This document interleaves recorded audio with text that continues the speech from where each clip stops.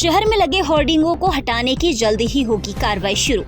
मुंबई घटना के बाद पत्रकार संगठनों ने आयुक्त से की थी शिकायत। मुंबई में होर्डिंग हादसे के बाद बुरहानपुर में ऐसी घटना न हो, इसलिए बुरहानपुर में सशक्त पत्रकार समिति के प्रदेश अध्यक्ष उमेश जंगाले द्वारा नगर निगम आयुक्त संदीप श्रीवास्तव से हादसे को न्योता देने वाले शहर में लगे समस्त होर्डिंगों को हटाने की शिकायत की गई थी, जिसके बाद नगर निगम आयुक्त संदीप श्रीवास्तव ने होर्डिंग मालिकों को 3 दिन का समय देकर स्वयं हटाने को कहा था। अब नगर निगम स्वयं हटाने की कार्रवाई करेगा। मामले में समर्थनकर्ता प्रदेश महासचिव तफज्जुल हुसैन मुलायमवाला ने कहा कि जनहित के मुद्दे को गंभीरता पूर्वक लेने हेतु नगर निगम आयुक्त संदीप श्रीवास्तव को धन्यवाद। ये शिकायत पे कॉग्निजेंस लिया है और जो मुंबई का घटनाक्रम था वो भी उनको संज्ञान में था, तो उसके आधार पर शहर में अभी वर्तमान में जितने भी होर्डिंग्स लगे हैं सभी जो अनुमति प्राप्त हो या बिना अनुमति के सभी को हटाने के लिए नोटिस जारी हो गए हैं और उनको क्रमशः हटाने की कार्रवाइयाँ भी निगम ने प्रारंभ कर दी है। पहली अपेक्षा ये की गई है कि जिनके होर्डिंग स्वयं के हैं वो स्वयं हटा लें।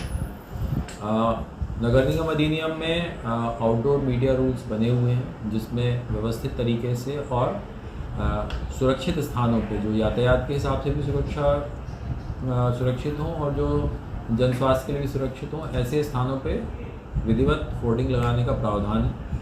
तो अभी जैसे ही कोड ऑफ कंडक्ट समाप्त होगा, MIC की मीटिंग में हमारा ये प्रस्ताव आउटडोर मीडिया रूल्स के हिसाब से होर्डिंग लगाने का जा रहा है और इसकी स्वीकृति लेके नए सिरे से होर्डिंग्स की अनुमतियाँ दी जाएंगी। लेकिन उसके पहले जो भी पुराने होर्डिंग्स लगे हैं उन सभी को हटाने की कार्रवाई निगम स्तर पर चलेगी।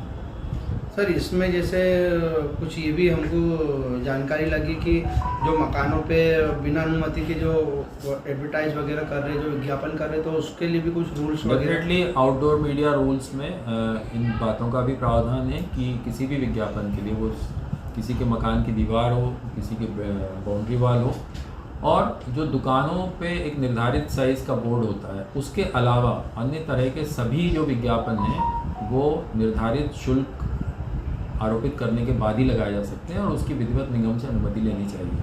और हमने अपनी एजेंसी के मार्फत ये सारा सर्वेक्षण भी शहर में करा लिया है कि किन किन जगहों पे इस तरह के विज्ञापन लिखे हैं, उन सब में भी निगम की अनुमति और निगम को शुल्क देय होगा। ये सभी विज्ञापन दाताओं के लिए बात है। सर, इसमें जो अभी होर्डिंग हटाने वाले जैसे नए, पुराने, अवैध और वैध, तो वो उसकी कितनी संख्या हो सकती है कुल? ये लगभग 124 होर्डिंग्स हैं शहर में जो अनुमति प्राप्त थे।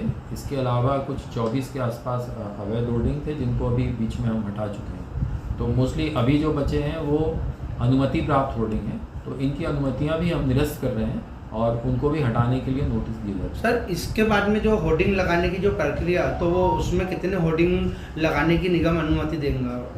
हाँ, इसके लिए एक विशेषज्ञ संस्था से हमने एक सर्वे कराया है और शहर में लगभग 75 लोकेशन ऐसी अलग अलग स्थानों पर उन्होंने चिन्हित की हैं जो जन सुरक्षा और यातायात के हिसाब से होर्डिंग लगाने के लिए उपयुक्त हैं। और कोशिश ये रहेगी कि इन स्थानों पर भी हम यूनिपोल्स लगाएं और इन यूनिपोल्स का जो स्ट्रक्चर है वो किसी प्रॉपर स्ट्रक्चरल इंजीनियरिंग से अप्रूव्ड हो ताकि वो जन सुरक्षा के हिसाब से कहीं खतरनाक ना हो, आंधी का बोझ झेल सके।